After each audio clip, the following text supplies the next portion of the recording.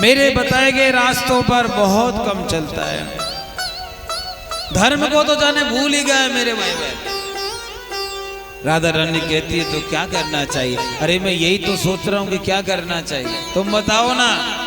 राधा रानी कहती है कोई ऐसा व्यक्ति हो, ऐसा कोई जीव हो जो यहाँ से जाए और जाकर के वहाँ क्या वहाँ जाकर के ये बताएं कि भगवान के जो चरित्र हैं उनको गा गा करके भगवान से प्रेम करा दे, आपसे प्रेम करा दे। ठाकुर जी कहते हैं वो तो एक ही व्यक्ति है। कौन है? ये तुम्हारी जो गोद में खेल रहा है ना ये तोता, ये यदि यहाँ से जाएगा तो शायद हमारे जितने भी भक्त होने हैं उनसे लाखों करोड़ों गुना ज्यादा बना के आएगा। तोता महाराज वहीं बैठा था राधा रानी की गोद में। तोता कहने लगा माता जी मैं नहीं जाने वाला हूँ। क्या?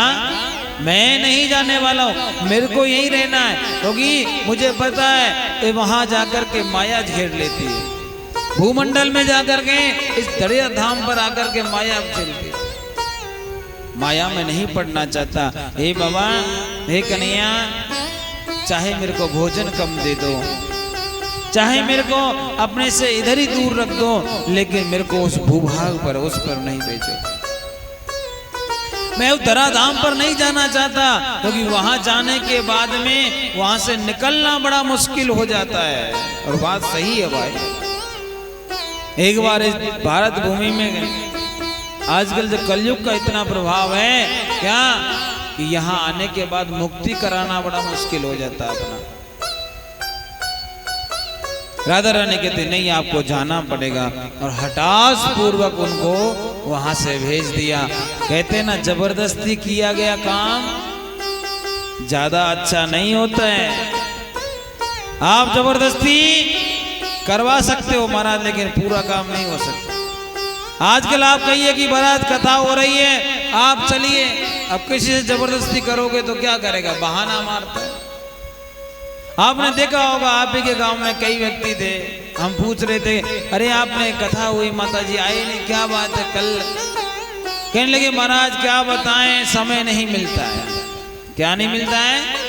समय नहीं मिलता। और बच्चे जो आजकल के नए बालक हैं उनसे पूछो तो वो तो एक ही बात कहते हैं महाराज, हिंदी में नहीं बोलते मेरे भाई। आजकल हिंदी तो भूल गया व्यक्ति। क्या कहते हैं? कहते हैं महाराज I have no time, I am busy. मेरे पास समय नहीं है, मैं बहुत बिजी है। और जब उसको देखा जाए कितना बिजी, तो क्या दिन भर महाराज अपने कमरे में पड़े रहते हैं। बूढ़ी माताओं से पूछे जाए माता जी आप क्या करती हो? अरे क्या बताएं महाराज, पता लगा था 21 दिन पहले हमारा खूब मन था कि कथा में जाएंगे, खूब भगवान की कथा सुनेंगे, खूब अपने आप को ठाकुर जी से मन लगाएंगे, लेकिन क्या करें ऐन वक्त पर कमर में दर्द हो गया। अब आप बताओ कैसे जाएं? कमर का दर्द ठीक नहीं हो रहा। अब उसको कौन बताए कि माता जी कुर्सी है, कुर्सी लेके बैठ जाओ। और कमर का दर्द जहाँ बैठी हो, यहाँ कौन सी तुम्हारी बहू का लगाती है? वो पट्टी। कौन सी तुम्हारी बहू पट्टी बांध रही है कि चाय बना के दे रही कि माता जी काढ़ो पी ले? यहाँ करा रही है जैसी भाव कथा में करा ले, करा में ना ईमान। लेकिन महाराज भगवान की कथा में नहीं आ सकते, कितना भी दुख पाएंगे लेकिन ठाकुर जी से दूर रहेंगे। कैसे दूर रहेंगे? जैसे अभी यहाँ के बच्चे तो पता नहीं स्कूल जाने में कैसे करते हैं, लेकिन गांवों में प्राय हमने देखा है हमारा बच्चों को कितना भी कहो बेटा स्कूल जाएगा, ना जी स्कूल नहीं जाना। क्या करेगा? गैया चरा लेंगे, स्कूल नहीं जाएंगे। अच्छा बेटा मजदूरी करनी पड़ेगी, देख ले पढ़ लेगा तो ठीक रहेगा।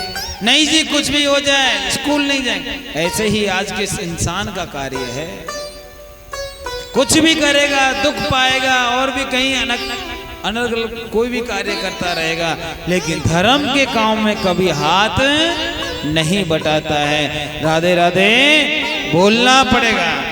लेकिन आपके यहाँ तो भाई बहुत अच्छे आदमी है, हमने देखा है हमारे छोटे गुरु जी पंडित जी बड़ी बढ़ाई कर रहे थे, कहते कि कलश यात्रा के टाइम पे भी बहुत लोग आ गए थे। तो इससे मालूम पड़ता है कि भाई आपका गांव जो है थोड़ा धर्मात्माओं का गांव है। हाँ जी, और आप तो भाई कितनी अच्छी हो, देखो इधर आकर के बैठी हो। लेकिन उनका क्या होगा जो घरों में पड़े हैं और जो, हाँ जी क्या होगा मैया, बोलो तो सही, राधे राधे तो बोल लो, राधे राधे। हमारी स्थिति वही है स्कूल के बच्चों की जैसी होता है ना, महाराज सर्दियों के बच्चों को जा स्कूल जा स्कूल जा। अब स्कूल में जाके वो क्या सीखता है उसका कोई मतलब नहीं, लेकिन तू घर खाली कर दे, घर खाली करके स्कूल जा। बेटा कहता है नहीं जी मेरे को स्कूल नहीं जाना है।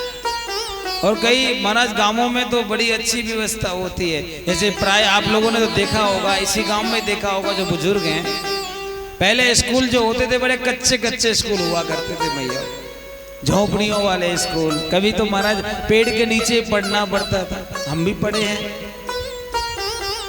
बच्चे क्या करते थे महाराज, स्कूल जाते इधर उधर घर से जाते पराठा बनवा के चकाचक, और बीच में मिल जाता कोई खेत, आराम से खेत में बैठ के पढ़ते थे। हाँ? और वहां से फिर शाम को छुट्टी हुई और फिर अपना घर, माँ बाप पूछते पढ़ लिए? हाँ आज ये पाठ पढ़ा है। क्योंकि पता है फोन तो पहले होते नहीं थे, अब फोन करके पूछे। पिताजी इतने अच्छे नहीं कि स्कूल में जाके पूछ सकते, पिताजी स्कूल जाते नहीं थे, इसलिए बच्चा चलता है।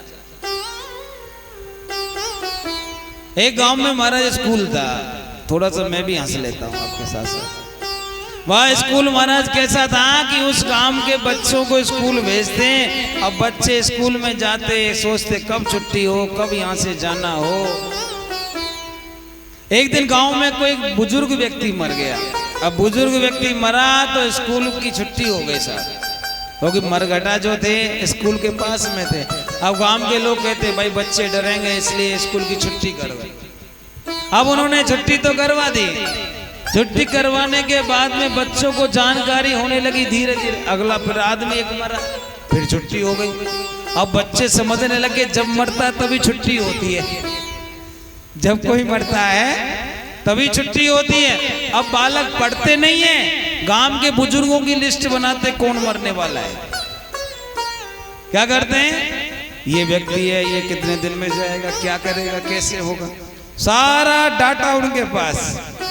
अब एक दिन महाराज दो बालक निकल रहे थे, लिस्ट पढ़ते जा रहे थे। आपके यहाँ चौपाल है ना, ऐसे ही हर गांव में 2-4 चौपाल होती हैं। अब वो चौपाल पर बैठे बैठे दो बाबा बीड़ी पी रहे थे। क्या पी रहे थे, बीड़ी। अब बीड़ी पीते हुए बालकों ने देखा, एक बालक बोला हे दो बाबा बैठे, देख वो बैठे। हो गए दो बाबा नहीं है, चुप। क्या है फिर, दो पकी पकाई छुट्टी हैं, जब ये मरेंगे तो हमें छुट्टी मिलेगी। क्या मिलेगी, जब ये लोग मरेंगे तो हमें छुट्टी मिलेगी महाराज। अब ये बुजुर्गों ने सुन लिया, ये भगवान ये बच्चे, हम तो सोचते थे कि डरते हैं, ये डरते नहीं है, ये तो हमारे मरने के लिए सोचते रहते हैं। इनकी छुट्टी कैंसिल। सारा गांव की पंचायत बुलाई, आज के बाद कितना ही व्यक्ति मरे कुछ भी हो, लेकिन स्कूल की छुट्टी नहीं होगी भाई। स्कूल में सबको जाना है, सबको उधर ही रहना है। अब बच्चे महाराज क्या करते हैं, क्या स्कूल जाते हैं, पढ़ाई में तो मन लगता नहीं है। अब वो जो डाटा बनाया वो भी किसी काम का नहीं। अब भगवान से प्रार्थना करते, हे भगवान अब कछु ना कर सके तो या स्कूल में ही आग लगाए दे, जाते एक आध दिन की छुट्टी तो है वे। अब भाई बच्चे प्रार्थना करें और भगवान ना सुने, ऐसा तो होता नहीं। क्या हुआ, कुछ दिन तक प्रार्थना चली, 6 महीने के बाद में स्कूल में ही आग लग गई। गांव के लोग बुझा रहे हैं, भैया आग लग गई, बुझाओ बुझाओ बुझाओ। सभी बच्चे बाहर निकल के नाचने लगे। अब तो 4-6 दिन की आराम से छुट्टी होगी। लेकिन दो बालक ऐसे थे चुपचाप खड़े थे। अब कई बुजुर्ग लोग ऐसे होते हैं भाई जिनकी नजर चारों तरफ रहती है। और लोगों ने देखा कि सारे लोग जितने बच्चे सारे के सारे खुश हो रहे हैं, लेकिन ये दो हो सकता है कि बेचारे अच्छे हैं, सोच रहे हैं कि भाई स्कूल चल गया अब कहाँ पढ़ेंगे। तो उनको सांत्वना देने के लिए दो बुजुर्ग गए और कहने लगे, अरे लाला तू घबरावे मत, हम तुम्हारे ताई कल बनवाए देंगे स्कूल, नयो स्कूल है जावे वो तुम्हारो, इसलिए तुम उदास मत हो। अब महाराज वो दोनों बच्चे कह लगे, बाबा हम यहाँ लिए उदास नहीं है। तो काय के लिए उदास हो? अरे बाबा हम तो ये सोच रहे हैं कि ये स्कूल तो चलो है, ये मास्टर तो भी जिंदा है, ये कल फिर तो ना कौन से पेड़ के लिए चले जाके पढ़ाएंगे। हम तो सोच रहे कि ये स्कूल के संग संग मास्टर भी चल जाते तो कल्याण है जाए, तो फिर आराम से ठाकुर जी की सेवा में। आज का इंसान भी तो ऐसा ही है, तुम तो हंस रही हो, हंसने वाली बात थोड़ी है। क्या है, आज का इंसान ऐसा है कि महाराज पहली बात तो धर्म में जाना नहीं चाहता, और जाना चाहे तो बहाना लगाता है, और बहाना भी ना चले तो क्या सोचता है, घर में बैठा बैठा सोचता है हमारे गांव में पता नहीं कहां कहां से आ जाते हैं, इधर आके बैठते हैं और हमारी घरवालियों को बुलाते हैं, समय पास करते हैं खुद का। हाँ, इनको कोई काम धाम तो है नहीं। या तो ऐसा हो कि महाराज जितने भी ब्यास हैं सब खत्म हो जाए, जाते हमारो गांव आराम से चैन की नींद सोए, है तो है ना। पापी इंसान तो केवल यही बात सोचता है मेरे भाई बहन, क्या जितने धर्म के ये जो ठेकेदार बने बैठे सब खत्म हो जाए। और वो महाराज टीचर हम जैसे ही लोग हैं जो आ करके जगाते हैं, जागो उठो सोचो समझो और अपने धर्म को पहचानो, जिससे कि हमारा जो सनातन धर्म है वो बच जाए। क्योंकि सरकार कुछ कर नहीं सकती कागजों में, कोई भी ऐसी सरकार नहीं है जो हिंदू सनातन धर्म को ये कह सके कि भाई हमने ये बिल पारित कर दिया, चलिए आज से तुम्हारा हिंदू धर्म तुम्हारा हो गया। नहीं, प्रचार प्रसार भी करोगे तो जेल जाओगे। तो इसके लिए क्या करना है, केवल एक काम करना, अपना अपना घर बचा लो। क्या बचा लो? अपना अपना घर बचाओ, तो अपना अपना घर बचेगा तो महाराज अपना अपना गांव बचेगा, गांव बचेगा तो शहर बचेगा, शहर बचेगा तो देश बचेगा, और जब देश बचेगा तो फिर विश्व गुरु बनने से कोई नहीं रोक सकता मेरे भाई बहन। क्यों? हमारा हिंदुस्तान का बच्चा बच्चा डॉक्टर है। मैंने कहा था ना, हमारे हिंदुस्तान का एक एक बालक डॉक्टर है। और तुम भी तो डॉक्टर नहीं हो। जब तुम्हारे पेट में दर्द होता है तो पहले क्या करते हो? डॉक्टर के पास जाते हो या अपनी खुद की दवाई लगाते हो? कहते हो ना चूरन ले लो, त्रिफला का ये कर लो, हल्दी का ये वो करते हो ना। ये सारी दवाइयां हैं माताओं, और ये आपको किसी मास्टर ने नहीं बताई होंगी, आपके ही माँ बाप ने, नाना नानी ने, दादा दादी ने बताई होंगी, जो आज भी चल रही हैं। और इनसे महाराज जितना आप गोली दवाई लेते उनसे ज्यादा फर्क पड़ता है। आप देखिएगा हमारे हिंदुस्तान का बच्चा बच्चा वैज्ञानिक है। कैसा वैज्ञानिक है? यदि उनको थोड़ी सी फैसिलिटी दे दी जाए तो महाराज कभी भी अमेरिका नहीं जाना पड़ेगा, कभी चाइना नहीं जाना पड़ेगा, यही वही चीज बना देगा जो उधर बनी पड़ी है। लेकिन सहारा नहीं मिलता, और सहारा कब मिलेगा? जब हम लोग आध्यात्मिक, भौतिक और मानसिक तौर पर मजबूत हो जाएंगे। और अभी महाराज बहुत कुछ बाकी है। भौतिक तौर पर बहुत मजबूत हैं लेकिन कम हैं, लेकिन मानसिक तौर पर गिरे पड़े हैं। और आध्यात्मिक तो महाराज 10% ही है। कैसा है 10% है? कि हम लोग सोचते हैं कि ये जितना भी काम होता है सब महात्माओं के जरिए, हाँ, जितना भी काम होता है कथावाचकों का है, जितना भी काम होता है हमारा धर्म में, जितने मंदिर के, अब जरा सोचिए एक मंदिर को चलाने के लिए आपके गांव को मैं देखता हूँ कितना अच्छी व्यवस्था कर रखी है, लेकिन हम ऐसे ऐसे मंदिरों में भी जाते हैं जहाँ पे पूजा नहीं होती मेरे भाई बहन। कई मंदिर मैंने ऐसे देखे जहाँ पर शाम को पूजा नहीं होती, और उस मंदिर के नीचे 40 से 50 किला जमीन होती है जिसकी कीमत अरबों में है, और कमेटी वाले लोग पैसा खा जाते हैं, राधे राधे बोल देते हैं, कहते हैं महाराज कुछ नहीं है, राधे राधे। तो देश सुधरेगा कब? जब हमारा गांव घर और सुधर जाएगा। और वो कब सुधरेगा? जब हमें धर्म का पता लग जाएगा। और धर्म का पता कब लगेगा? जब हमें कन्हैया से प्रेम हो जाएगा। ठाकुर जी उदास है कि मेरे बच्चे कहीं दूसरी ओर भटक रहे हैं। क्या कहा कि बेटा सुख तुम जाओ और जाकर के उन्हें रास्ता दिखाओ। सुख आया तो सही, लेकिन कहाँ आया? कैलाश पर्वत पर। कैलाश पर सुख आए, सुख सुखने के अंडे के रूप में। और वहां पर जो हवाएं चलती हैं बहुत सुंदर, इंसान रह नहीं सकता। ठंडी ठंडी हवाएं, माइनस का टेम्परेचर, उसमें वो अंडा पैदा तो हुआ, लेकिन पैदा होते ही कुछ समय बाद में फूट गया। सुख सुखने देखने लगे यदि हम भी कुछ देर तक यहाँ रहे तो शायद हमको भी अपना शरीर छोड़ना पड़ेगा। महाराज सुख सुखनी वहां से निकल गए। इधर ठाकुर जी फिर उदास, क्या करें? भेजे तो सही, लेकिन बीच में ही रह गए। अब क्या करना चाहिए? तो महाराज मैं आपको बता देता हूं, भगवान के मन का नाम है नारद। किसका नाम है? भगवान का जो मन है ना, उसी का नाम नारद है। भगवान ने महाराज नारद जी का ध्यान किया और ध्यान करते ही नारद जी प्रकट हो गए। कहने लगे महाराज किम करोमि, क्या करना है बताइए। भगवान ने कहा आप कैलाश जाओ और वहां सुखदेव जी को नीचे धरातल पर लाना है। उन्होंने कहा प्रभु आपकी आज्ञा कैसे नहीं होगा। और आज जब भगवान श्री नारद जी जो कहीं नहीं जाते थे महाराज, उन्होंने आजकल जाना ही छोड़ रखा है। वो नारद जी आज कहाँ जा रहे हैं? भगवान भोलेनाथ का, जहाँ रिस्क है। कैसा रिस्क है कि भोलेनाथ राम जी से ज्यादा प्यार करते, बाकी किसी से प्यार नहीं करते। एक बार कामदेव ने जरूरत से ज्यादा भगवान को परेशान कर दिया था। क्या होता है कि भगवान समाधि में थे और ठाकुर जी की समाधि लग रही थी। भोलेनाथ को जगाना चाहा तो तीसरी नेत्र खुल गई, कामदेव जी भस्म हो गए। तो नारद जी को डर है कभी ऐसा ना हो कि भोलेनाथ गुस्सा हो जाए, हमको भी चलना पड़ जाए।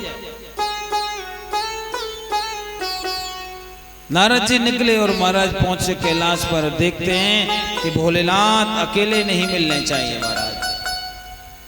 और यदि भोलेनाथ नहीं मिले, आश्रम खाली मिला और माताजी अकेली मिल गई तो हमारा काम हो जाएगा। और कृपा यही रही कि आज माताजी अकेली बैठी थी कैलाश पर और बैठी बैठी भगवान का स्मरण कर रहे थे। इतनी ही देर में नारद जी पहुंचते हैं और जैसे ही नारद जी पहुंचे तो माताजी ने देखा कि हमारे यहाँ बेटा नारद आया है। अब देखिए पार्वती मैया के कई संबंध है नारद जी से। पहला संबंध क्या है कि उनको वो बेटा लगते हैं साहब। दूसरा संबंध क्या है, नारद जी पार्वती मैया के गुरु भी लगते हैं साहब। नारद जी पहुंचते माता जी खड़ी हो जाते हैं, कहती हैं बाबा आज तो बड़े दिनों में आना हुआ, क्या बात है भूल गए क्या? बाबा कहते हैं माता जी क्या बताएं, आपको तो पता है लोगों का प्यार प्रेम आजकल जो दिखता है वो होता नहीं है। और बात सही है, आजकल का इंसान मुखौटो लगा घूमता है, अंदर से ऐसा नहीं मिलता। बहुत कम लोग होते हैं जो बाहर से होते हैं अच्छे और जो अंदर से भी अच्छे होते हैं। बहुत कम लोग होते हैं साहब। कहते कि माताजी आजकल का जो प्रेम है ना वो ठीक नहीं है। क्यों कि सुंदर मुर्जन की है रीति, स्वार्थ लाग करें सब प्रीति। स्वार्थ है तो प्रीति है, स्वार्थ नहीं है तो प्रीति समाप्त। अब आप बताओ माँ, जहाँ स्वार्थी लोग रहते हो वहीं प्रीति करना सही या गलत है? माता जी कहती भाई स्वार्थी लोगों के बीच में तो जाना भी नहीं चाहिए, लेकिन देखो हमारे यहाँ कोई स्वार्थ नहीं है, हमारे यहाँ तो आया करो। वो कैसे? अरे तुम्हारे बाबा और हम दोनों में इतना प्रेम है, इतना प्रेम है कि कभी स्वार्थ रहा ही नहीं है। वो कैसे कि महाराज तुम्हारे जो बाबा हैं जब शाम को आते हैं भोलेनाथ तो मेरे को सबसे पहले क्या जो जो समाधि में उनको दिखा, जैसे ठाकुर जी की लीलाओं का दर्शन किया तो मुझे बता दें, राम जी का दर्शन करते तो सबसे पहले बताते हैं महाराज। और यही नहीं, क्या गुरु